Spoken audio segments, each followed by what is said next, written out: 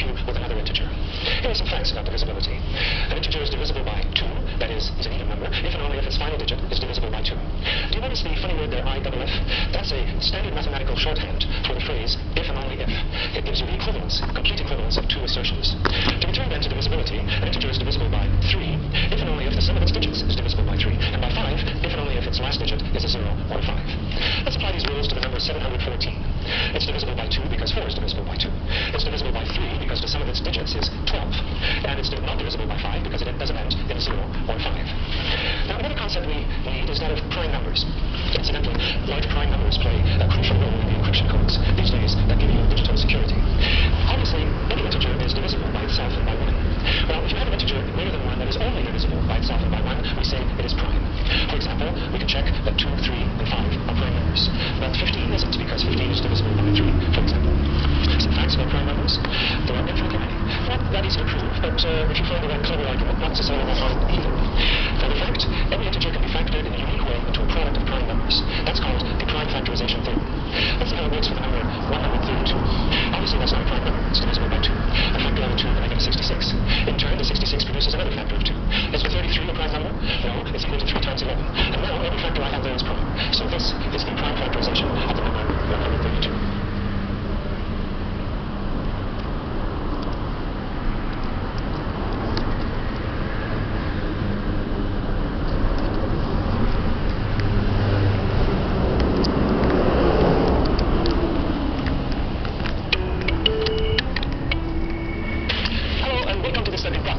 Today we are concerned about integers. In exercise 1, we're asked to list two sets. The first set A is the set of elements 7 times n to the square, when n is an integer varying between -5 and 5. So, if we begin with n equal to -5, we get 7 times -5 to the square, 7 times -4 to the square, and so on. But now, realize that when n is an integer, well, -n to the square is n to the square. So, for instance, 7 times -5 to the square equals 7 times 5 to the square. So it is enough to consider the integers to vary from 0 to 5.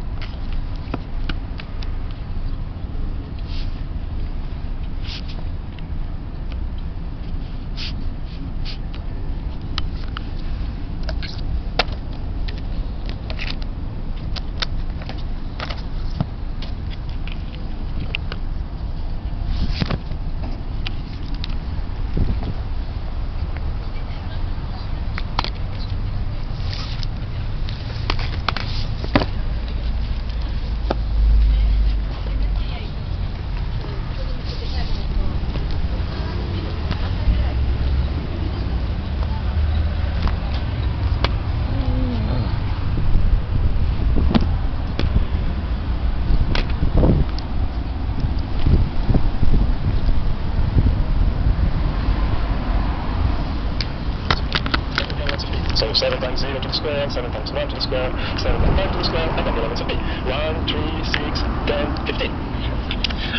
How about A minus C? Well, C is the set of elements 7 times n to the square, where n varies between 0 and 5, but it's an old friend. It's a set A. And therefore, A minus C is A minus A. That is the empty set. And is as exercise 1. In exercise 2, we're given 3 non-empty sets, A, B, and C. And the set A is used to perform a test with the sets B and C. Actually, we know that the intersection of B with A is the intersection of C with A, and the union of B with the set A is the union of the set C with the set A. And we're asked to prove that B equals C. Now, in order to prove that two sets are equal, for instance, that B equals C, it is not necessary to prove that every element of B belongs to C, and conversely, every element of C belongs to B. Now, let us take an element X belonging to the set B. Now we can consider two cases. Well, if X belongs also to A, then X belongs to the intersection of B with A. But we know that the intersection of B with A is the intersection of C with A. And thus we get that X belongs to C. In the other case, X does not belong belong to A? Well, how can we take advantage of this information? We already used the first effective intersections and we found. We didn't use the second one, information about the union. But we can use it here, in this step. Because we know if X does not belong to A, well, for sure it belongs to B union A. Because it belongs to B. But it does not belong to A, so minus A. However, the union of B with A is the union of C with A, so it belongs to the union of C with A, but not to A. Well, but if an element belongs to the union of C with A and does not belong to A, well, it must belong to C. That's all. X belongs to C. You see, in any case, starting from X belonging to B, we reach the conclusion that X belongs to C. And this proves that B is contained in C. Now, if we reverse the role of the sets B and C, we are able to prove in the same way that C is included in B. And therefore, the two sets are equal. In a sense, exercise 2.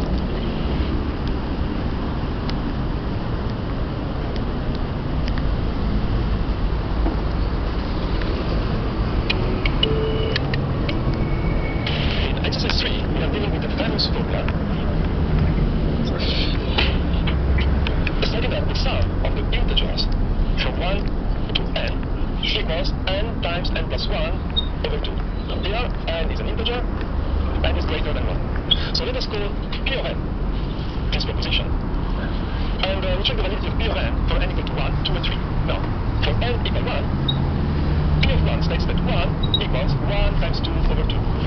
Yes, it's true. For n equal to 2, P of 2 states that 1 plus 2, which is 3, equals 2 times 3 over 2.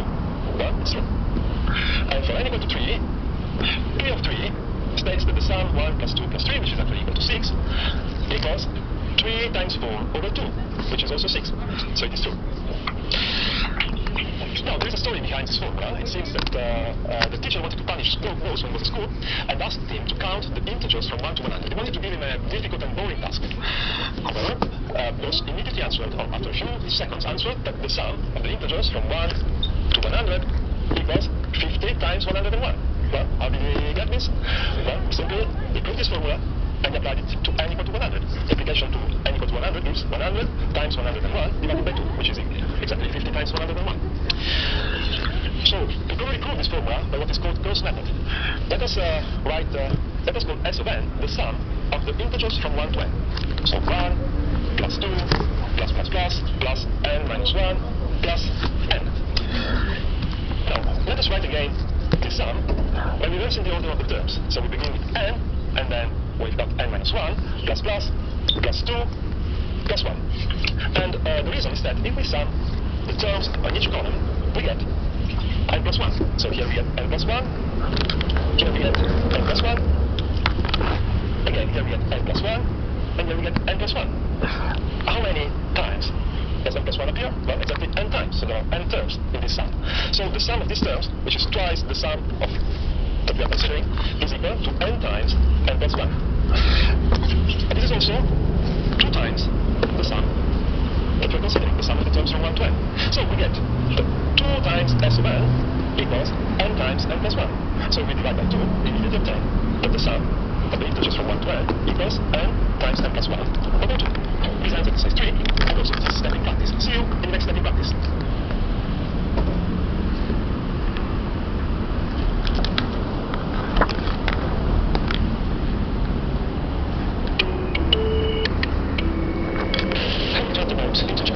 It's now time to turn to fractions. In order to discuss fractions, why don't we go to pizza? I'm going to share this pizza with another person. How to do this? We will need to cut the pizza across its widest point, thereby creating 2 equal pieces. Give one to the other person and keep that one for ourselves. This illustrates very clearly the concept 1 piece out of 2, the fraction 1/2. However, the pizza can also be cut into 4 equal pieces by 2 cuts as I've shown. In that case, you would want 2 of these pieces. If you took 2 of them and kept them for yourself, you would have 2 pieces out of 4.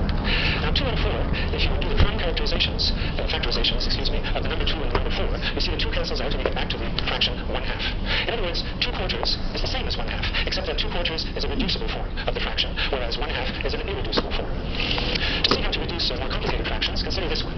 What we do is the following. We write both the numerator, that's 30, the top part of the fraction, and the denominator, 132, the bottom part, in their prime factorizations, and then we cancel out top and bottom whenever we can. In this case, the 3's cancel out and one of the 2's, and you're left with 5 over 22. That's an irreducible fraction because 5 is a prime number. Another other type of number we need is the negative integers. In our modern era, it's probably easier to imagine negative numbers.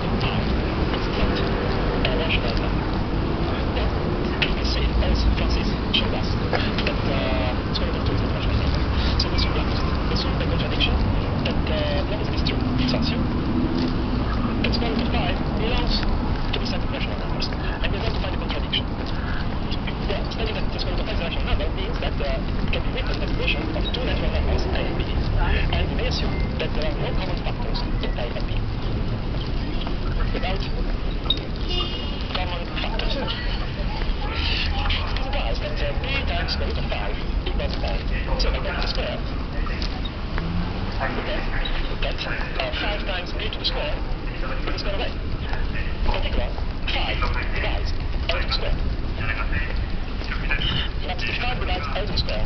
The 5 divides a.